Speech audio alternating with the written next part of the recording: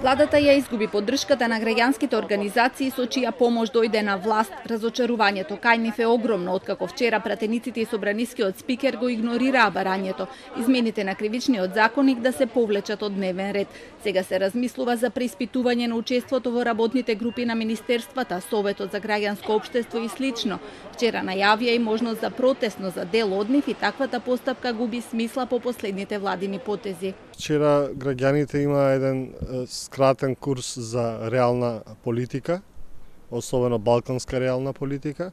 Мислам дека надежта на кај што најчесто последно умира, у случајов надежта на граѓаните за демократско возобновување на општеството е речиси мртва. И мислам дека сите останати потези после на граѓанското општество, сите да речеме алтернативи кои што ги имаат граѓаните после вчерашниот ден се сведени на минимум. Учесниците во шарената револуција кои протестираа под слоганот "Нема правда, нема мир", вела дека им е урната визијата за живот во правично општество.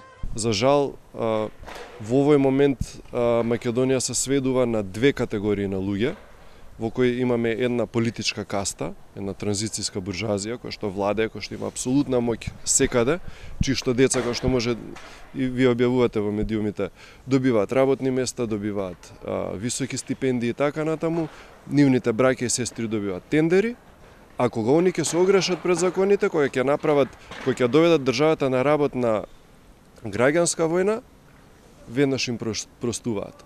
Оваа влада, вели Шишовски, ги третира граѓаните како раја паричка за подкусурување, но останаа малку можности за одговор. Или ќе бидат цинични и ќе ја прифатат таа судбина и ќе почнат да ги симнат главите кон своите господари за ситно, за малецко вработување или слично, или ќе бидат резигнирани и ќе се заминат од оваа земја. За жал, ние не смееме ниту едното, ниту другото да го направиме. Не знам од каде мора да најдеме некоја сила за да се избориме, да продолжиме да градиме праведно општество. Отсуството на алтернатива е најпоразителниот момент и за Трошановски. Ако до сега може би казнуваа некој со своето гласање, а не само поддржуваа, сега немаат никого имаат кого да казнат, но немаат никого да поддржат.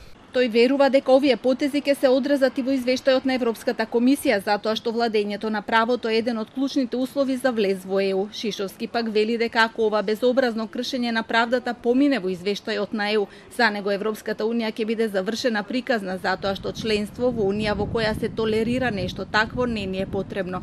Со измените во членот 275В од кривичниот законник се намалуваат казните за тендерски измами, се овозможува намалување на казната и условна казна за бизнисменот Сеат Кочан и за синот на пратеничката Владанка Авировиќ Василие. Со тоа владата си обезбеди уште 2 сигурни пратенички гласа за уставните измени.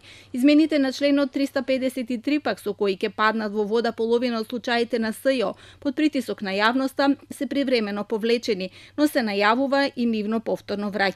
Со нив ќе биде ослободена и екс-министерката Канческа Милевска, како и повеќето поранешни министри и функционери.